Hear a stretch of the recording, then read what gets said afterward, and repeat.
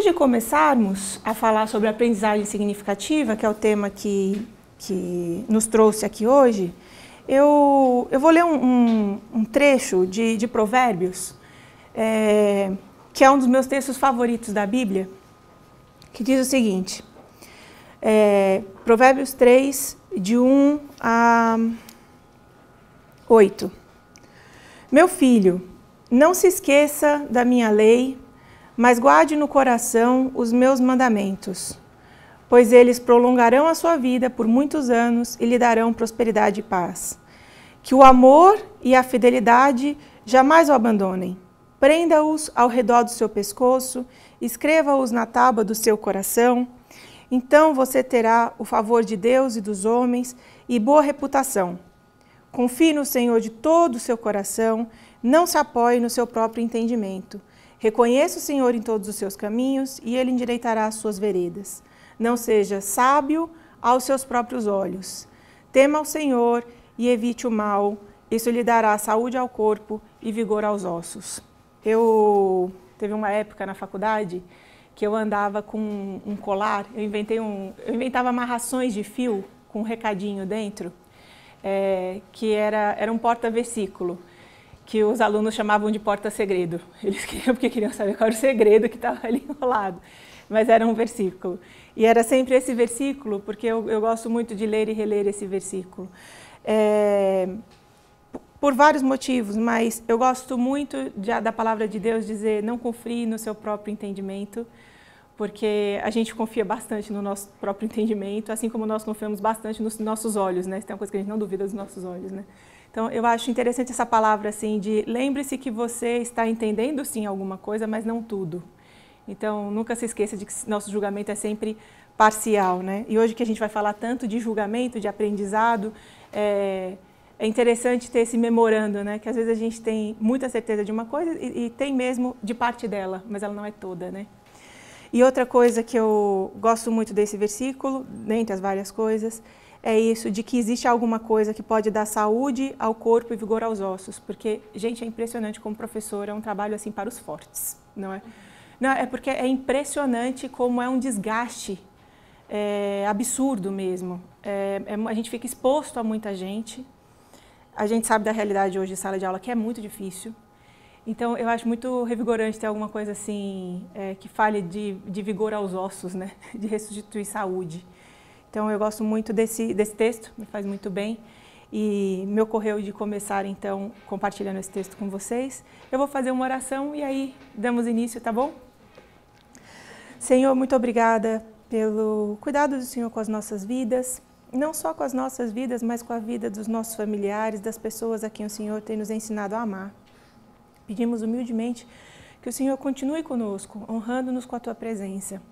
Em especial durante esse dia, Senhor, agradecemos pelo Senhor nos reunir aqui e pedimos que Teu Espírito entre nós seja realmente o Espírito de comunhão, de que possamos nos ajudar.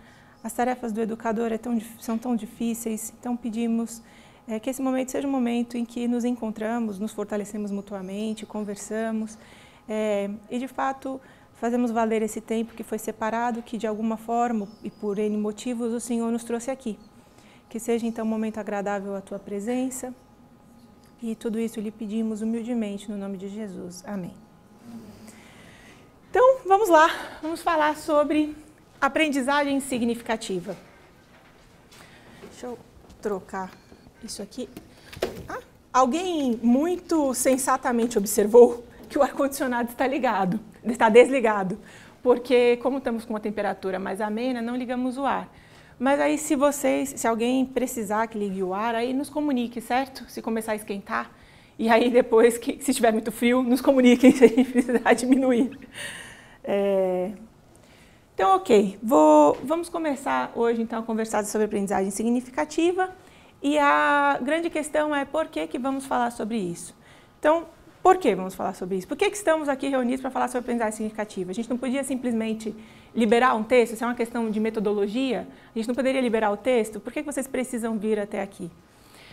Porque vocês fazem parte de um sistema de ensino. E como é que o Mackenzie enxerga sistema de ensino?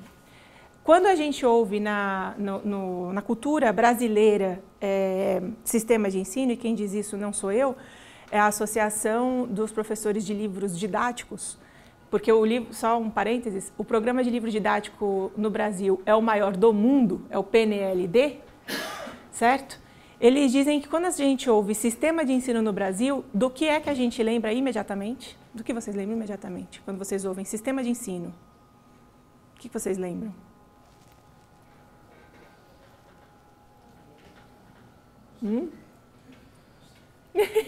Alguém está soprando aí atrás.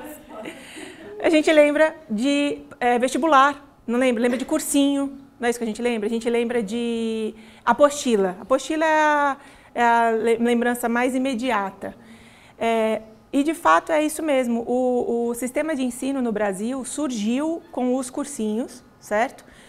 Grupos de professores que resolveram se agrupar para elaborar materiais e procedimentos e métodos para fazer os meninos entrarem no vestibular.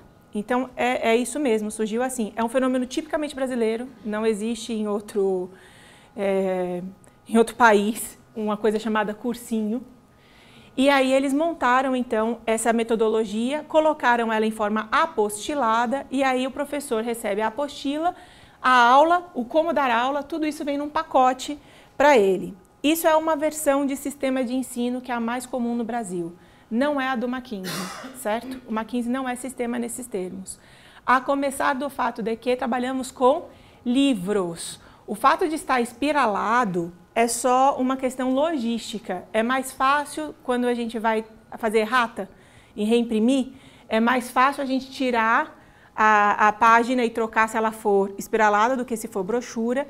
E para a criança, para o aluno, que escrevemos livros para os alunos, é mais fácil eles lerem se abrirem a página inteira, principalmente os menores.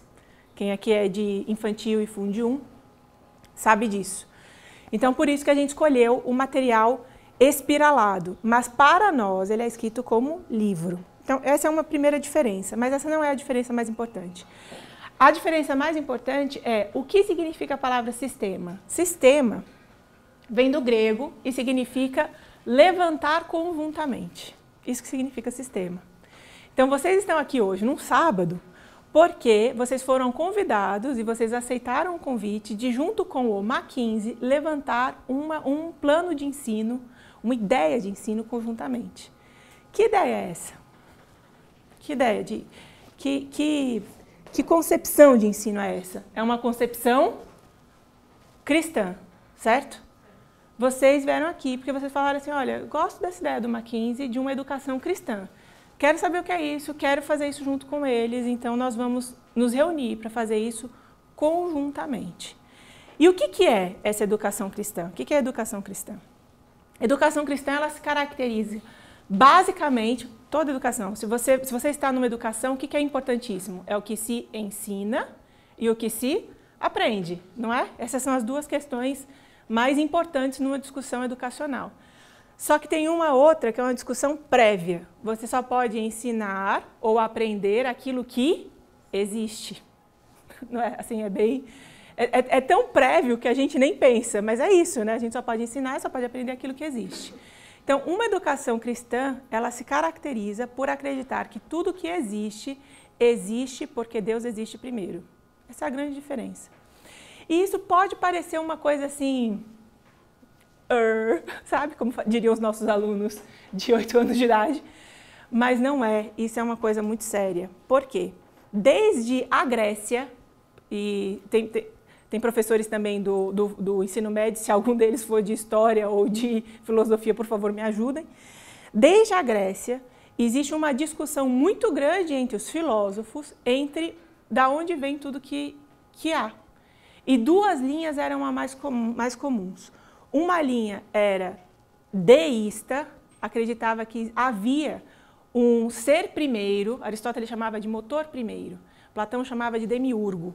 Era alguém que tinha acesso a esse theos, a essa divindade criadora, e que realizava as coisas. Então, isso era uma visão. Existia um ser divino, que é uma natureza diferente de todas as outras, que cria as coisas. Essa é uma perspectiva. deísta. A segunda perspectiva é materialista. Ela existe desde a Grécia Antiga, representada por Demócrito. O que ele acredita? Ele acredita que a única coisa que existe desde sempre é matéria. Matéria é o que existe desde sempre. E matéria não tem inteligência. Matéria só tem uma inteligência, que não é inteligência. Ela só tem uma propriedade, para Demócrito. Ela se junta e ela se afasta. Randomicamente, aleatoriamente. Então, hoje, quando a gente fala assim, né, do evolucionismo, do materialismo, a gente parece que isso é coisa de hoje. Não é. Isso é coisa de muito tempo atrás. Então, sempre, quando a gente pega assim a leitura da história, os dois embates que sempre existiram, o embate que sempre existiu é, no fim, só existe duas maneiras das coisas existirem. Ou existe matéria desde sempre, se juntando ou se agregando, ou existe uma inteligência que cria a matéria e inteligentemente a organiza. Bom, consequências disso, e vejam as consequências, aí a gente vai chegando nisso aqui. Por que é importante as pessoas se unirem para fazer educação cristã? Se só existe matéria, e a matéria só tem essa propriedade de se juntar e se separar, qual é a única matéria inteligente que existe no mundo?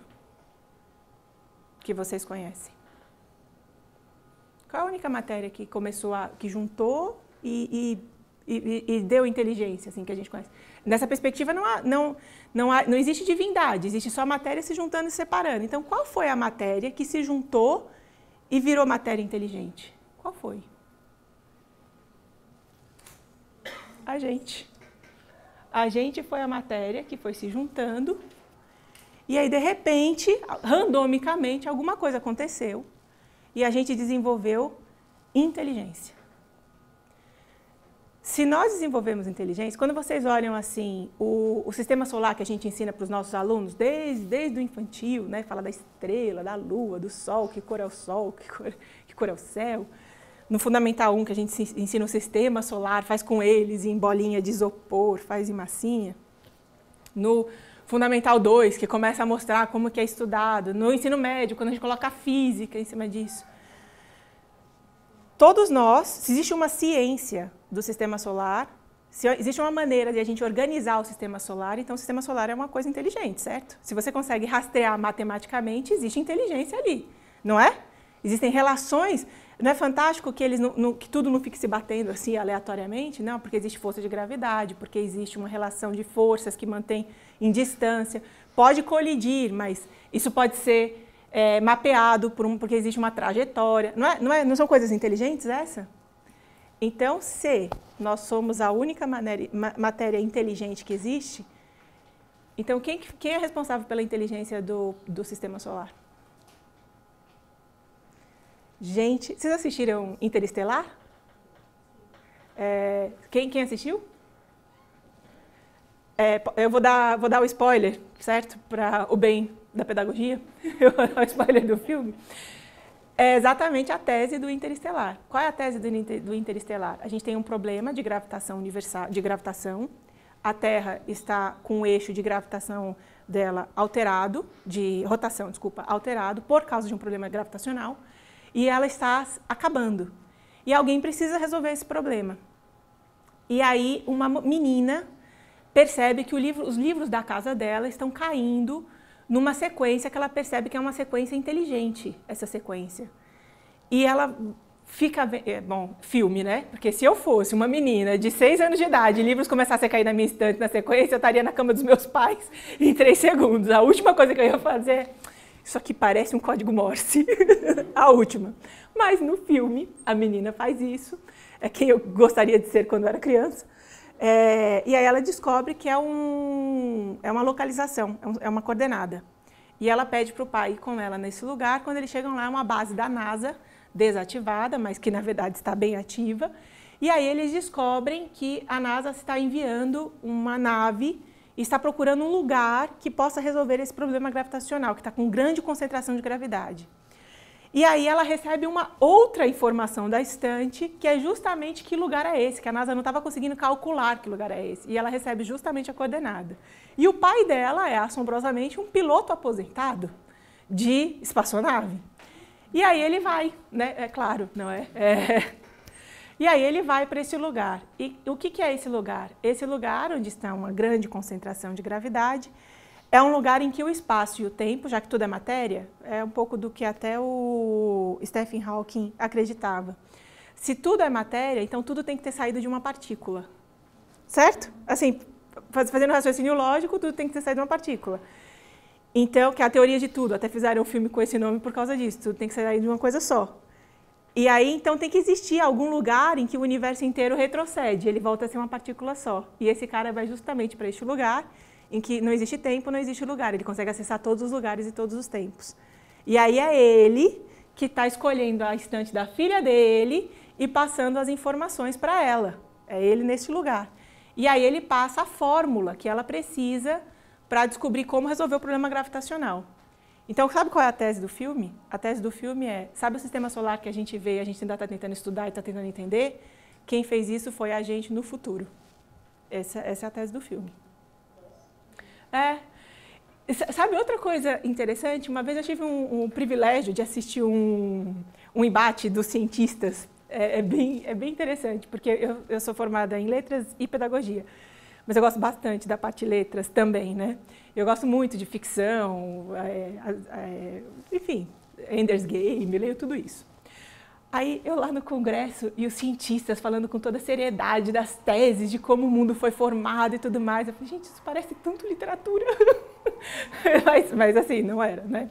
Assim, eles lá super engajados e tal. E aí nesse congresso, uma moça, que inclusive ela faz parte do design inteligente, mas ela não acredita em Deus. Ela também não acredita que essa força de inteligência seja a humanidade, que para ela é um pouco difícil imaginar que é a gente no futuro. Ela acredita, então, na segunda outra possibilidade lógica, existe extraterrestre.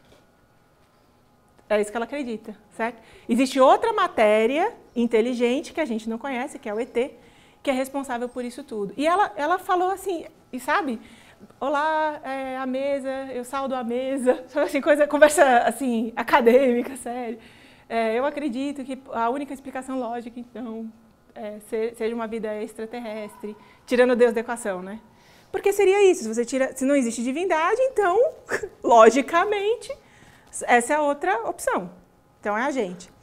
Na pedagogia, isso é muito forte, porque se você é materialista, se você acredita que não existe divindade, só o que existe é a matéria, e a matéria inteligente que existe é a gente, então a responsabilizar tudo que existe inteligente foi quem que criou? Foi a gente. Só que impactos disso para quem está em sala de aula, certo? Você sabe como o sistema solar... Você já desvendou todos os segredos do sistema solar? Eu ainda não, certo? Só que a matéria, partindo dessa premissa, quem nascer depois de mim já nasce uma matéria melhorada, certo? Tanto que um dia essa matéria vai criar o sistema solar. Então, o que eu tenho para ensinar para essa matéria, se ela já é evolutivamente melhor do que eu? Certo? Eu não tenho muito o que ensinar. O que eu tenho de fazer? Eu tenho de facilitar o acesso dela a tudo que que a humanidade já desenvolveu. Mas, inclusive, eu não posso colocar limite para essa matéria. Porque, assim, os limites que são válidos para mim podem ser, inclusive, aquilo que me impossibilitou de criar coisas novas que a humanidade precisa. Então, eu não vou te pôr limite. Porque você é potencialmente... Gente, é interessante que os materialistas... Eu acho bem pesado o trabalho que eles têm. Eles têm o trabalho de criar inteligentemente todas as soluções do mundo. Porque, assim, tem fome no mundo? Resolve. Você está certo? Assim, não existe outra matéria inteligente. Resolve. Tem depressão no mundo? Resolve. Tem morte no mundo? Resolve. Ué, certo? Façam esse exercício assim. Tira Deus da equação, só o que existe é o homem. Então... Temos uma empreitada, assim, enorme pela frente. Absolutamente todos os problemas vão ter de ser resolvidos pelas crianças que estão na nossa frente. E sabe o que a gente pode fazer por elas? Pouquíssimo, porque elas já são melhores do que a gente nessa visão. Então, o que a gente pode fazer é facilitar e sair da frente. Deixar que a criatividade delas se expanda, que ela seja livre, que ela defina o que ela tem que ser. É isso que, nessa linha, é isso que nós temos de fazer. E tem mais, nessa linha, alguns vão ser mais inteligentes do que outros. Certo? Alguns vão ser mais inteligentes do que outros. Alguns vão ter cérebros materialmente concebidos que são melhores e mais desenvolvidos e mais perfeitos do que outros. Porque matéria é aleatória, lembra?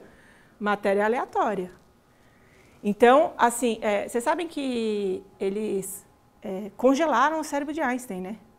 Porque, numa perspectiva materialista, é um cérebro que não é um cérebro humano, ele é um cérebro super-humano. É o super-homem mesmo. A filosofia até vai escrever sobre isso. Nietzsche vai escrever um livro chamado isso, Super-Homem, é o super-homem. Então, esses são os impactos de um materialismo. E no materialismo, então, quem é que constrói o conhecimento? Quem constrói o conhecimento? O homem. Não é a gente que faz a coisa inteligente? Não é a gente que vai fazer toda a inteligência do mundo, não vai ser a gente que fez? Então, quem vai construir o conhecimento somos nós. Então, regredindo, se o que existe é matéria e o desenvolvimento da matéria, então isso tem impacto direto no que se ensina e no que se aprende. Por isso que a linha, numa pedagogia construtivista e uma pedagogia socio-interacionista, nem Piaget, nem Vygotsky vão colocar isso nos livros deles. Não colocam assim, 1, não creio que Deus existe. 2, creio só que matéria existe. Podem ler linguagem e pensamento, podem ler epistemologia genética, isso não vai estar lá. Mas quando você pega a linha de raciocínio de como eles estão estabelecendo o processo cognitivo, tanto Vygotsky, materialista, ele o contexto em que ele escreve, a linha que ele segue é do materialismo histórico russo. Então, tanto ele quanto Piaget, eles conversam com uma filosofia mais materialista. Tanto que Piaget vai falar disso mesmo, da construção do conhecimento. Por isso que é essa ideia assim, do homem construindo o conhecimento. E o Vygotsky, mais ou menos, a filosofia do trabalho dele é a seguinte: se não existe Deus e o homem é a matéria inteligente, qual que é a fábrica da inteligência? Onde é que materialmente a inteligência do homem fica representada? Materialmente, porque não existe outra coisa, só existe matéria. Onde é que está a matéria da inteligência humana? Sabe qual é a resposta de Vygotsky? Na fala. Na fala. Ninguém mais, nenhum outro ser consegue falar como o ser humano fala. Então, aí vocês podem falar assim, onde é que está a matéria da inteligência do homem? Está nos filmes, não é? Está nos livros, está nas coisas que a gente produz, mas tudo isso é, lato sensu, comunicação, não é? Então, ele fala assim, então, para aumentar a inteligência do homem, eu preciso aumentar a matéria da inteligência do homem, que é a comunicação. E como é que eu faço para a comunicação existir? Como é que eu faço para a comunicação existir? Eu coloco duas pessoas juntas. A partir do momento que eu coloco duas pessoas juntas, elas começam a conversar. Por isso que a ideia dele é que é necessário uma interação social. Por isso que ele é socio-interacionista. Certo? Claro, de novo, isso pensando em filosofia do pensamento. Você não vai pegar, o linguagem e pensamento não vai estar com isso desse jeito, né? Mas quando você lê, fazendo esse exercício filosófico, você percebe que esse é o alinhamento de Vygotsky. Ok, então vimos uma perspectiva, agora vamos para outra. Deus existe. E se Deus existe? E agora? Então agora vamos fazer o exercício de e se Deus existe? Se Deus existe, então ele é a inteligência, certo? Que cria todas as coisas, incluindo a gente. Então, se ele cria todas as coisas, então, o que nos cabe fazer? É a gente que vai criar a solução de todas as coisas? É isso que a gente vai fazer? Não. A gente vai aprender as coisas. Então, por isso é que nessa outra visão, não é o ser humano que constrói entendimento. O ser humano constrói entendimento, não conhecimento. O conhecimento é a inteligência que fez, que conhece. Então, é mais ou menos assim. Eu vou dar um exemplo um pouco mais polêmico, mas é que eu acho que ele funciona como exemplo disso, certo? Numa visão materialista, você que define a construção, certo? Você que diz o que você é. É o homem que vai construindo o conhecimento das coisas. Então, quando você nasce, você já tem como construir quem você é? Não, porque você é um bebê, certo? Então, você precisa crescer para construir quem você é, o conhecimento de quem você é. Então, me disser alguém no sistema social vigente, disse que eu sou isto ou aquilo, que eu sou mulher, inclusive, disse que eu sou mulher, inclusive. Mas essa pessoa não tem o conhecimento de mim que eu tenho. Então, quando eu tiver condições de construir o entendimento de mim, eu vou dizer se eu sou mulher ou se eu não sou mulher. Certo? Na perspectiva materialista. Na perspectiva de que eu existo, porque existe essa categoria de mulher que foi criada por Deus, quando eu nasço e o médico fala, é uma menina, parabéns mamãe, é uma menina, esse médico está reconhecendo estruturas em mim que são estruturas do feminino. E aí ele está fazendo identificação, olha, eu reconheço que dentro de tudo que está criado, esta é uma estrutura feminina. Parabéns, mamãe, você ganhou uma menina. Isso significa que, então, nessa perspectiva de que Deus existe, então eu sou uma menina. Agora, isso significa que eu já sei completamente o que é ser o que é o feminino, o que é ser mulher? Nós, mulheres da sala, estamos até hoje tentando entender isso, certo? É ser mãe? É ser profissional? O que é esse negócio dessa beleza? Só um parênteses. Gente, na Bíblia diz que a mulher que teme a Deus que é bonita. Eu fechei com essa definição, sabe? Ela tira dietas, tira tudo isso da frente. Eu fechei com essa definição, fecha parênteses. Então, vejam, o que é ser mulher? O entendimento do feminino, a gente vai passar a vida inteira nesse exercício do entendimento do feminino. Homens, a mesma coisa, do entendimento do masculino. O que é o entendimento do masculino? Agora, a gente parte do princípio que existe uma estrutura que a gente reconhece criada. Sim, mas eu sou uma mulher. Eu posso nem entender completamente o que é isso, mas eu sei que eu sou, certo? Então, na perspectiva de que existe Deus, existe esse ser que ele criou todas as coisas estruturalmente. Então, ele sabe a verdade das coisas, porque quem cria não tem dúvida do que está criando, certo? Ele estabeleceu a verdade das coisas. O nosso desafio, então, é conhecer, adquirir o conhecimento dessa verdade. Não é construí-la, é adquirir o conhecimento dela. E como, então, qual seria o impacto disso na pedagogia? Se existe essa verdade que ela já está construída, já está feita por Deus, e nós todos estamos buscando entendê-la, então, qual é o papel dos professores? Gente, aí o papel dos professores é grande. Sabe por quê?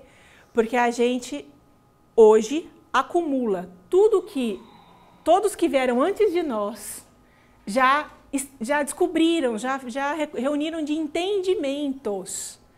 Então, o que a gente vai fazer? A gente vai ensinar para os nossos alunos todos os entendimentos que a gente já reuniu até aqui. Para quê? Para que ele continue reunindo. Porque essa verdade é inesgotável, ela é limitada. Então, aí, tá vendo como muda completamente? Agora a gente não vai facilitar e sair do caminho.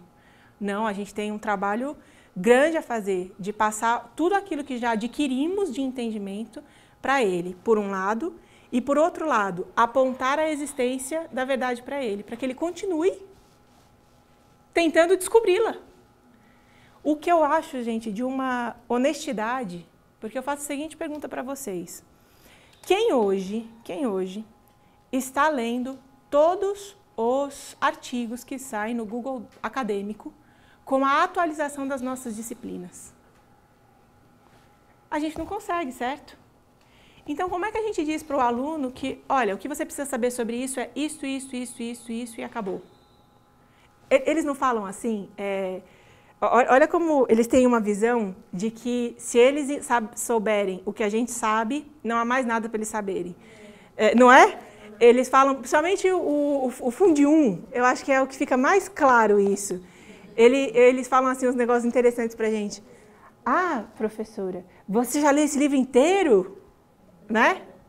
Que é, ler o livro inteiro é igual, você sabe os segredos do mundo. Né? Você é quase maior do que o Google. Outra coisa que eles falam que eu acho interessante. Ah, não vejo a hora de sair da escola para não estudar mais. Eu tenho problema, né? Então, assim, eles estão com uma ideia de que o conhecimento do mundo inteiro está entre o maternal e o terceiro ano do ensino médio, certo? Outra coisa, quando o professor fala assim, não, olha, isso eu não sei, e eles falam, como você não sabe? Então, a visão que eles estão tendo é que você é Deus, né? É mais ou menos isso. Você sabe de todas as coisas que é possível saber na extensão assim do mundo. O que assim faz bem para o ego, mas ou não, né? Porque os pais também muitas vezes acreditam nisso e aí é um problema, né? Mas não é verdade. Não é verdade. A gente sabe que não é verdade. Então, como é que a gente comunica, como é que a gente ensina assim, olha, eu preciso te ensinar que, vou dar um exemplo em química, eu preciso te ensinar que existe o átomo, só que ao mesmo tempo eu preciso te ensinar que hoje mesmo esse modelo ainda está sendo questionado. De onde é que está o elétron, onde é que está o nêutron, do que é realmente indivisível, tem uma galera aí tentando procurar o átomo de Deus, entendeu? Eu preciso te ensinar na matemática, certo? Ou bem no infantil, eu preciso de ensinar que existem as formas geométricas.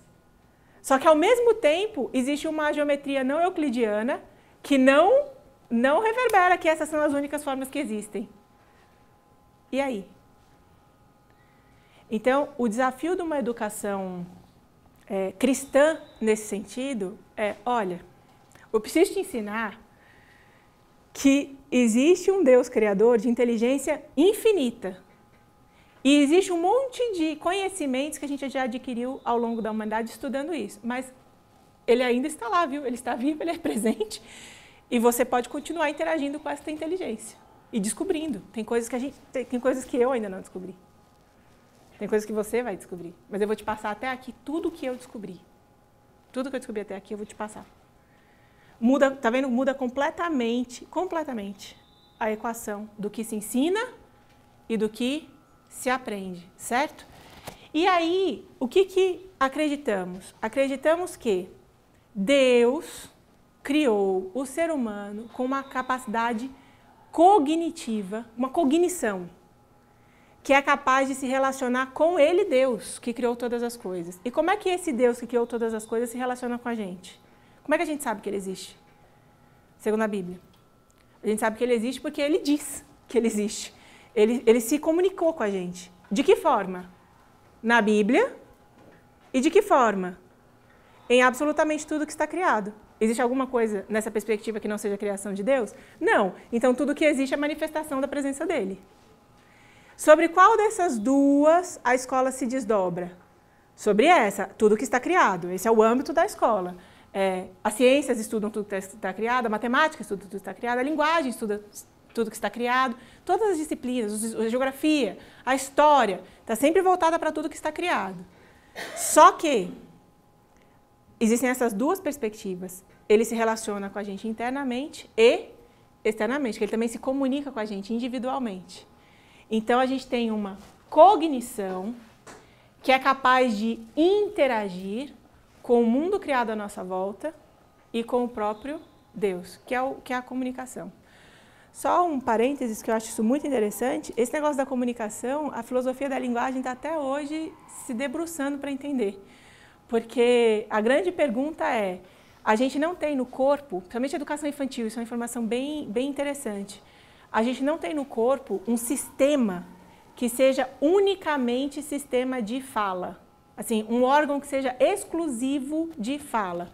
A gente usa órgãos de outros sistemas. Então, a gente usa o cérebro, que é do sistema nervoso. A gente usa a boca, que é do sistema digestivo. A gente usa o sistema de cordas vocais, que é do sistema respiratório, diafragma, do sistema respiratório. Outras matérias têm esses mesmos órgãos, nesses mesmos sistemas, e elas não se comunicam como a gente. Então, de onde começou a sair tudo isso?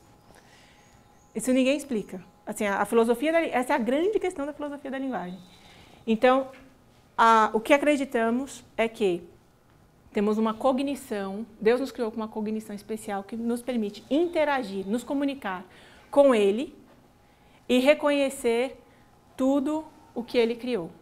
Por isso, nós somos cognitivo e interacionista no sistema Mackenzie de ensino. Nós não somos construtivistas e nós não somos socio-interacionistas, certo? E aí essa grande introdução para falar para vocês. Nós, então, estamos juntos para levantar essa visão de educação, de que existe um Deus criador, que então ele cria as coisas como elas são, então existe a verdade das coisas, o conhecimento é possível, mas ele precisa ser adquirido, e nós acreditamos que a estrutura que nós temos para isso é uma cognição que consegue interagir com isso tudo. E aí, então, agora a gente precisa se reunir num sábado para conversar como cada um de nós vai fazer isso. Nós que produzimos livros, se nós acreditamos nisso, acreditamos nessa estrutura, então como que a gente escreve um livro que ensine conteúdo escolar nessa perspectiva e valorizando essa estrutura cognitiva? Vai, pessoas que escrevem livros. E aí assim saem os livros da SME. Vocês que dão aula, entendendo essa estrutura, entendendo essa premissa, vocês vão pensar assim, como nós que damos aula, vamos dar uma aula que valorize essa estrutura e essas premissas. E aí, ok, então vão vocês que dão aula e dão aula. Vocês coordenadores que estão aqui, como nós que coordenamos, acreditando nessa premissa, acreditando nessa estrutura, podemos fazer uma coordenação dos professores, dos pais, como é que a gente vai fazer isso? Vão, coordenadores! Vocês, diretores que estão aqui, como nós que somos diretores, podemos organizar, dirigir uma escola para favorecer essa premissa e essa estrutura. Vão, diretores, pensem a direção disso. Vocês que desenvolvem material no portal, a partir dessa ideia, dessa premissa, dessa estrutura, como vocês podem desenvolver material no portal? Vão, pessoas que desenvolvem portal. Ou seja, nós somos um sistema, porque diferentes competências, competência de livro, competência de aula, competência de coordenação, competência de direção, competência tecnológica, vão conjuntamente pensar, cada um no seu âmbito, qual é a melhor maneira de levantar essa premissa, realizar essa premissa com os alunos, respeitando essa estrutura. E hoje, especificamente, o que a gente vai conversar? A gente vai conversar sobre o teórico, um dos teóricos que a gente utilizou para entendermos se acreditamos que somos cognitivo-interacionistas, então como funciona a nossa cognição. Então hoje vai ser a conversa sobre isso. Qual é o teórico que nos ajuda a entender isso aqui melhor. E aí, por quê? Porque entendendo isso melhor, as pessoas que produzem livro vão trabalhar com isso, as pessoas que dão aula vão trabalhar com isso, as pessoas que coordenam vão trabalhar com isso, as que dirigem vão trabalhar com isso, para a gente levantar junto isso, nessas várias instâncias. Dúvidas e traumas até aqui? Não? Então, vamos lá.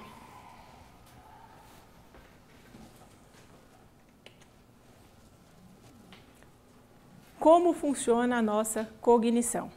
Bom, assim como todas as demais matérias científicas, o que nós temos de estudos de como funciona a cognição são modelos, certo?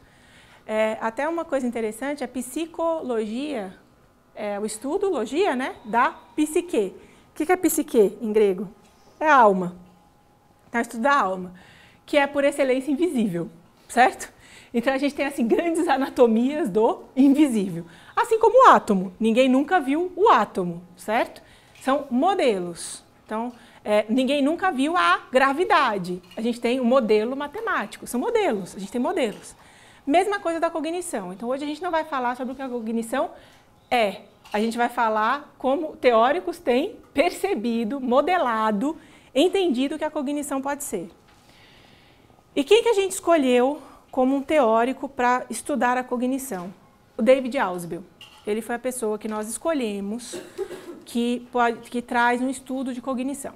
Só um parênteses, muita gente, há bastante tempo, mas assim, recentemente até na história da ocidental, tem prestado atenção para a cognição. Isso começou quando eles começaram a desenvolver computadores, certo?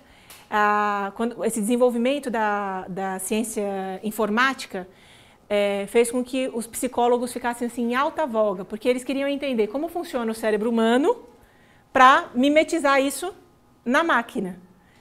Então, muitos estudos de psicologia, muitos estudos de neurologia começaram a ser incentivados nesse contexto para fazer computadores. E o David Ausubel, ele não é só o David Ausubel, o próprio Piaget, quando ele começa a fazer a neurociência que hoje está tão em voga, e isso tem entrado muito no discurso educacional. A gente vive uma época assim, de neurociência, uhul! É um pouco nesse contexto do desenvolvimento da inteligência artificial, que agora também volta forte a inteligência artificial, aula online, laboratório. Sabia que eles estão fazendo agora, eu estava vendo, laboratório para criança, de Fundamental 1 até de infantil, de ensino médio, de Fundamental 2, para a criança manipular virtualmente a coisa. Já que não tem como montar um laboratório, eles criam softwares para a criança manipular aquilo virtualmente. Só que aí tem uma grande discussão, porque assim, tem um lá que é assim, a pessoa fica manipulando uma bolinha para ver as forças que estão sobre a bolinha, só que é uma bolinha virtual. E aí um pouco da pergunta é assim, qual é o impacto de você manipular uma bolinha sem peso, certo? Sem textura, né? Num laboratório virtual. Como é que isso é processado pelo nosso cérebro? Então, essas são perguntas que a gente tem feito hoje, que estão altamente em voga hoje, mas que, na verdade, elas vêm desde Piaget, que está tentando identificar essa estrutura cognitiva. Tanto que o trabalho dele se chama Epistemologia Genética, né? A gênesis da episteme, do nosso centro de formação de sentido. Então, é uma longa linhagem de pesquisa disso. Dentre essa longa linhagem, quem que a gente escolheu? Piaget? A neurociência? Não, o teórico que a gente escolheu para ser o nosso modelo é o David Ausubel. Agora, nós fechamos inteiramente com o David Ausubel? Não, ele é de uma linha humanista, ele não é de uma linha teísta, então a gente não endossa tudo o que ele diz, mas a gente acha que dos trabalhos de levantamento de como funciona a estrutura cognitiva, é bem interessante o que ele propõe. A gente achou bem interessante o modelo dele. Então, a gente trabalha com partes do estudo dele, sobretudo o modelo de cognição.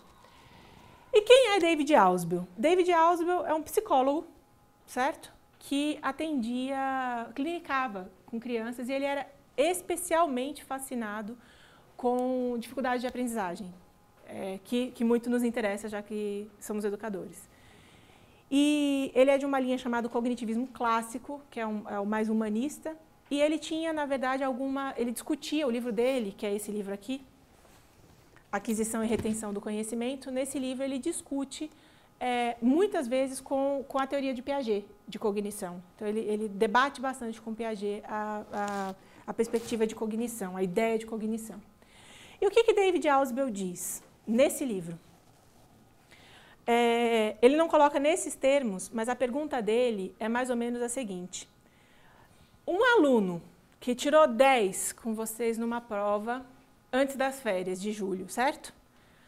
Aí ele vai para as férias de julho. Quando ele volta e você faz uma revisão, ele não lembra de nada. É impressionante, não é? É assim, o mar do esquecimento. Julho é o mar do esquecimento. A pergunta de David Ausubel era mais ou menos essa, assim. Essa criança que tirou 10, certo? Existe um sistema avaliativo feito por adultos competentes, numa tradição, que diz que essa criança tirou 10, teve 100% de rendimento na compreensão daquilo. Ela não lembra de nada. Ela aprendeu ou ela não aprendeu? Essa é a pergunta dele. Veja como a gente se identifica com essa pergunta, não é? Gente, eu ouço tantos professores falando assim. É desesperador ver que todo o trabalho que você fez foi, assim, completamente esquecido nas férias. Então, essa era... abracem ela. Então, essa é a grande inquietação, essa é a grande pergunta. Então, eu acho essa figura muito interessante, porque é uma prova de matemática, a pessoa começa a desenvolver a fórmula, tá vendo? Desenvolve uma super fórmula, aí chega aqui, ela entra em desespero, notável, né? E aí ela se enforca na raiz quadrada. Eu acho essa, assim, a imagem do desespero numa prova, né? Só que, assim, a pergunta é, essa pessoa que se enforcou na raiz quadrada, ela não sabe? Porque existe um desenvolvimento pesado aqui que está feito. Então, ela sabe ou não sabe? É um pouco assim a grande imagem da discussão da educação, né? Quanto que a pessoa sabe, o quanto que ficou. Bom, a resposta de Ausubel é, esse aluno que tirou 10 e não lembra de nada, ele aprendeu ou ele não aprendeu? Olha, ou ele adquiriu e não reteve, ou reteve e não adquiriu, mas ele não adquiriu e reteve. Isso não. Então, a resposta dele é mais ou menos assim, ele sabe sim. Naquele momento ele soube. Ele até usa uma palavra que eu acho interessante. É episódico. Naquele episódio ele soube. Mas não foi episódico, não foi semântico. Não teve sentido profundo para ele. Essa que é a resposta para o aluno, para o Ausubel. E por que não foi semântico? Por que não teve sentido? Por que só foi um episódio? Porque não foi alguma coisa que ficou adquirida nem retida nele. Não foi. Só pode ter ficado temporariamente, episodicamente. Mas as duas coisas juntas não aconteceu. E por isso que o livro dele se chama Aquisição e Retenção, as duas coisas juntas, do conhecimento. Então esse é o nome do livro dele. E vocês sabem, a gente pensa assim, né? Ah, este meu aluno. Mas nós somos assim. Então a primeira coisa do modelo cognitivo de Ausubel é essa. Ele fala que, na verdade, a gente trabalha mais, o nosso cérebro trabalha mais episodicamente do que semanticamente. Querem um exemplo disso?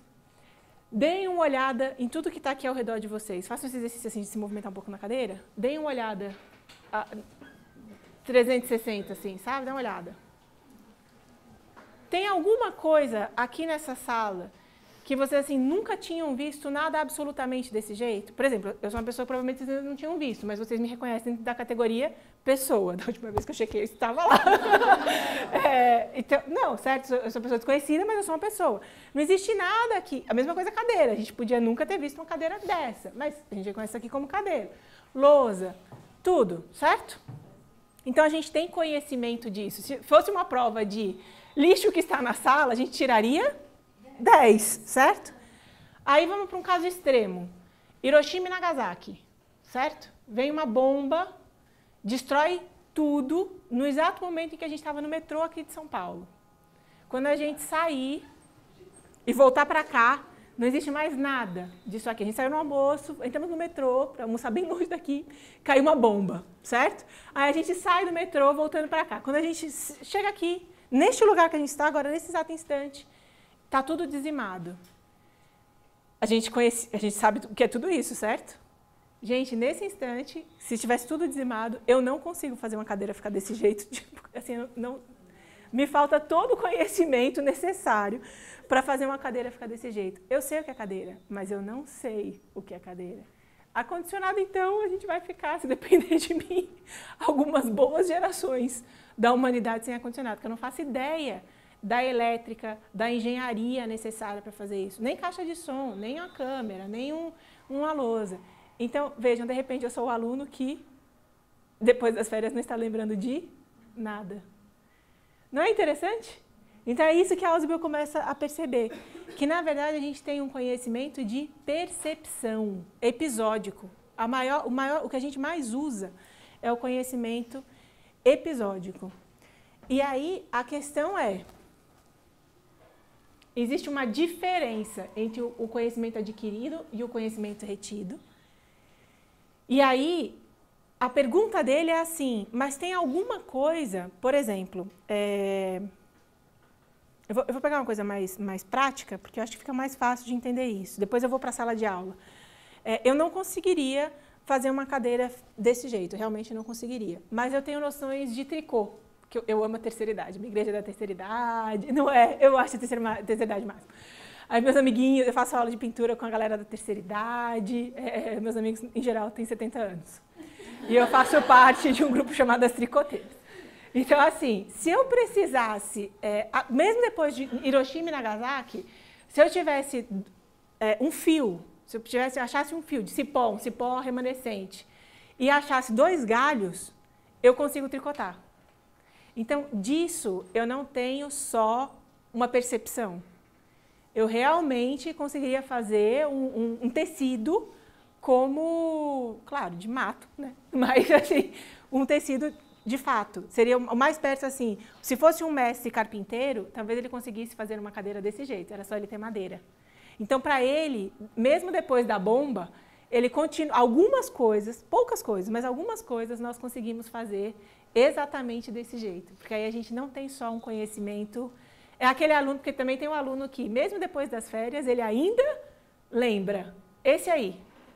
Então, o que aconteceu com esse aí? Por que que ele lembra? Então, ele adquiriu e reteu.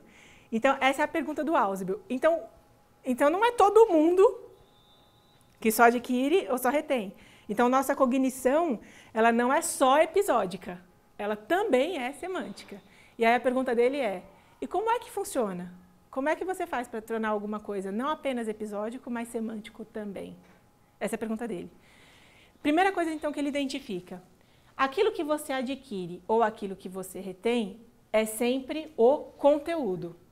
Pensando em escola, certo? Então, o nosso desafio é como é que ele vai adquirir ou reter conteúdo. Aí a pergunta de Ausubel é assim, sim, mas o que é conteúdo? Já prestaram atenção na palavra? Conteúdo é aquilo que está contido ou que contém. Contém o quê? Contém, na perspectiva de Ausubel, sentido. Lembra a diferença do episódico para semântico. Tanto que, se vocês repararem, boa parte das nossas aulas é dar significado para as coisas, né? Então, isso se chama bactéria, não sei o quê. Isso se chama bairro. Então, bairro é não sei o quê. E a gente dá o nome disso de orelha. E a gente dá o nome disso de nariz. E o nome dessa cor é amarelo, certo? E essa fórmula é a fórmula da aceleração. E isso é chamado de substantivo. Já repararam? Se a gente for fazer assim sabe trailer das aulas, o professor, em geral, ele está sempre dando significado. Ele está sempre na semântica. O que é o que é? Ele está dando o sentido. Agora, olha o que o Ausubel percebeu sobre a nossa cognição. Quanto mais a gente adquire ou retém o conteúdo de forma conceitual, mais semântico vai ficando. Só que existe uma diferença entre os níveis de aprendizagem de um conceito, certo? Ele vai percebendo que existem níveis de aprendizagem de conceito. E aí, vamos fazer, então, essa percepção de que níveis são esses. Vocês conseguem ler o que está aqui? Então, vamos ler juntos? Qual é o conceito de sincero? É um adjetivo que se exprime sem enganar ou disfarçar pensamentos ou sentimentos. Que é dito sem fingimento. Cumprimentos. Em quem se pode confiar, verdadeiro, leal, amizade, que demonstra afeto cordial, abraços. Certo? Então, esse é o primeiro nível do conceito. A literalidade. Sincero é isso. Se a gente agora precisasse lembrar das palavras que foram usadas para dizer o que é sincero, fácil ou difícil? Lembrar exatamente daquelas palavras. Difícil, certo? Então, a gente já é de novo o aluno que tirou 10, lemos, entendemos. Aí, agora, passou a página, nos esquecemos, certo? A gente, de novo, é aquele aluno. Agora, vejam esse segundo caso. Eu tinha colocado nessa pergunta, alguém já deixou de ser sincero com você? Aí eu percebi que é uma pergunta muito pessoal. Aí eu resolvi contar uma história minha, certo? É isso aí, ouça já, né? Então, assim, sintam-se representados na história que eu vou contar. Eu sempre quis ter irmão, mas eu fui filha única até meus 7 anos de idade. Aí eu orava toda noite para que Deus me desse um irmãozinho. E minha mãe tinha dificuldade, que ela tem ovário policístico, assim, sabe, em último grau. E aí Deus concedeu e me deu um irmãozinho, Claro que até hoje, tudo que acontece é o irmão que você pediu para Deus. Eu falei, é mesmo, eu estou bem feliz com ele. Agradeço a Deus, deixa ele aqui. E aí ele nasceu. E minha mãe, ela baixou a seguinte regra lá em casa. Quando eu falo isso, fica parecendo que ela é assim, totalmente sem noção. Ela tem boas noções, viu, gente? Que ela é realmente outra... Minha mãe é do Nordeste. E o nordestino, ele tem a seguinte característica. Ele é super meigo, carinhoso, bondoso. Só que assim, a realidade é dura, o mundo é seco, entendeu? Então, assim, é a honestidade 100%. O caso mais engraçado disso foi quando eu perguntei para minha mãe, assim, com 7 anos, eu já era bem alta. Não, mentira, isso foi antes do mesmo nascer, foi com 6 anos. Eu já era alta para a idade normal, né? E aí falavam, você vai ser modelo, quando você crescer, você vai ser modelo. Claro, tá tão longe. Mas enfim, você vai ser modelo, você vai ser modelo. E aí eu perguntei para minha mãe, eu sou linda? Aí ela, não, minha filha, você não é. Assim. Não, vai ficar melhor. Existe um negócio chamado simetria no mundo. E as pessoas que as pessoas acham bonitas são bem simétricas. A mamãe vai mostrar para você. Você não é, tá vendo? Aí abriu no livro, mostrou que era simetria, mostrou como eu não era simétrica. Eu não sou bonita. Não, mas filha, a mamãe ama você. Para a mamãe, você é uma princesa. Gente, mas foi ótimo. Eu cresci entendendo que o negócio é ser simpático, né? Sem ilusão de beleza. Aí, nessa vibe, entendeu? Quando meu irmão nasceu, minha mãe baixou o seguinte decreto. Vocês brigaram, é culpa sua, porque você é mais velha, você tem condição de administrar, ele não. Então, ok, estava valendo essa regra. E aí, ali pelos 3 anos dele, 3, 4 anos dele, ele percebeu essa regra. 5, 6, 7, 8, 9, 10, 11, 12... Não, mentira, foi quando ele estava com 5 anos exatamente. Ele queria assistir televisão e a gente tinha um acordo de horários de televisão, né? Aquele negócio que a mãe faz, né? Depois da lição, aquele negócio. Aí era a minha vez de assistir televisão. E meu horário, ele já tinha terminado o programa dele. Só que ele queria continuar assistindo. E aí ele falou assim, veja, criança de 5 anos, hein? Se você não me deixar assistir o programa, eu vou falar para a mamãe que a gente brigou. E aí você vai ficar de castigo. E naquele dia eu tinha uma festinha da escola. Porque eu queria ir, eu tinha 12 anos, eu queria ir na tal das festinhas da escola. Se eu ficasse de castigo naquele dia, eu não ia na festinha. Que para mim era importantíssimo, né? Compromisso assim era a ordem do dia. Mas eu fiquei muito incomodada de ser, como é o nome daquilo? Manipulada, chantageada. Fiquei muito brava. E eu falei, mas então você vai falar isso, mas eu não vou, porque agora é meu horário. Eu enfrentei a chantagem. Aí ele foi lá reclamando, chorou, aquele negócio todo. Quando minha mãe chegou, o que ele fez? Falou que a gente brigou, e aí ela me deixou de castigo, porque esse era o acordo. E eu chorava, mas eu chorava com aquele senso de injustiça. E ele viu. Sabe assim, ele viu, eu olhei no olho dele, eu vi aquele momento em que se formou a compreensão nele de que ele estava fazendo alguma coisa má. E aí, eu não fui na festa. Isso virou assim, alguém assistiu Alice no País das Maravilhas? O 2, sabe assim? Aquele momento decisivo que muda tudo. Só que, graças a Deus, não foi um momento decisivo que mudou tudo, mas, na verdade, foi um momento bem importante, porque mais tarde, isso foi quando ele tinha 5 anos, quando ele tinha 6 anos, no ano seguinte, a gente foi para a outra parte da família mineira, uma é do Nordeste, outra é de Minas. Aí a gente foi para Minas, para a fazenda dos meus tios, e aí a gente sempre chegava lá e andava pela fazenda, né? Criança criada em São Paulo, né? Dá até dó, assim, respirar puro e tosse, né? Aí a gente foi dar uma volta na fazenda.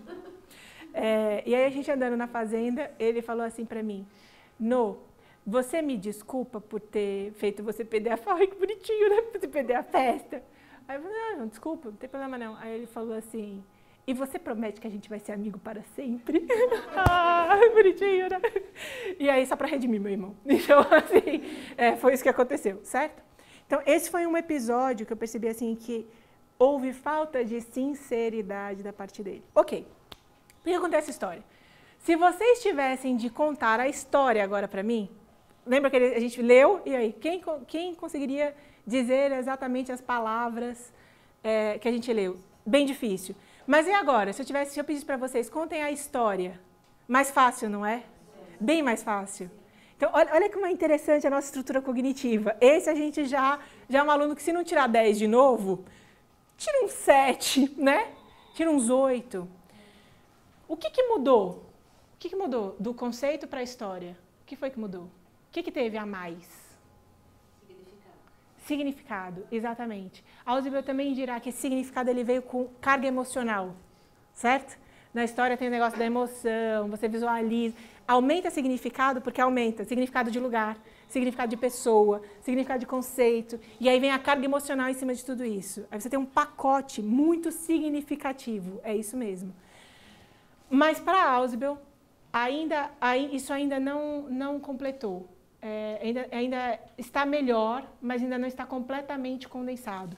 Por quê? Porque a gente gerou memória significativa, exatamente o que você coloca. Você tem memória significativa. Mas ele fala o seguinte, ainda tem um outro estágio. A palavra sincero, que é representada por esta estátua, mas não tem nada a ver com ela, a palavra sincero tem uma anedota de como essa palavra surgiu. Um rei teria pedido para um artesão fazer um busto dele, de metal precioso. E aí o artesão fez o busto, mas calculou errado e faltou um pouco de metal para o nariz.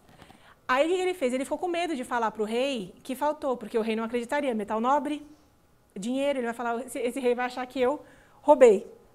O que ele fez? Ele pegou cera, parafina, pintou a cera, tingiu a cera e montou o nariz com a cera. E entregou a obra, sem maiores problemas. Só que o busto era para ser colocado em praça pública. Num dia quente, o metal esquentou, a cera derreteu. E aí o rei foi atrás do artista e o acusou de tê-lo roubado. E falou, você vai morrer para dar o exemplo para todos os outros artistas de que para o rei as coisas não têm que ser feitas sine cera, sem cera. Tem que ser feito sinceramente, certo? E aí vem então a palavra sincero, é sine cera no original, sem cera. Por Ausubel, vocês jamais esquecerão, se o modelo de Ausubel estiver certo, vocês jamais esquecerão disso. Isso assim, pode passar as férias e tudo mais, vocês vão continuar tirando 10. Agora, tirando 10, tirando 10, tirando 10. Por quê? Porque teve memória significativa e teve, nesse último caso, foi tecido. É mais do que a memória ser significativa, mas agora vocês têm uma memória tecida, desde o conceito até os vários significados acoplados, até a primeira história do nome. Então, vocês teceram, estão costurados vários significados. Agora que costurou, não esgarça mais, não se desprende mais, vocês ficam com isso guardado no modelo cognitivo. Então, para Ausubel, essa é a diferença do modelo cognitivo de Piaget, construtivista, para o modelo cognitivo dele, do cognitivismo. Para o construtivismo, é conhecimento construindo conhecimento, certo? Com carga emocional. Para o cognitivismo, é sentido tecendo sentido. E aí o que ele fala? Ele fala, a frase mais célebre dele, que para você conseguir tecer sentido, você precisa de um conceito âncora, de um conhecimento prévio. Tecnicamente, ele chama de subsunsor. Você precisa de um subsunsor. Para mim, é bem... que essa imagem que eu coloquei é o meu conhecimento prévio, já que eu faço parte das tricoteiras, não é? Você não consegue tecer nada sem primeiro fazer um nó.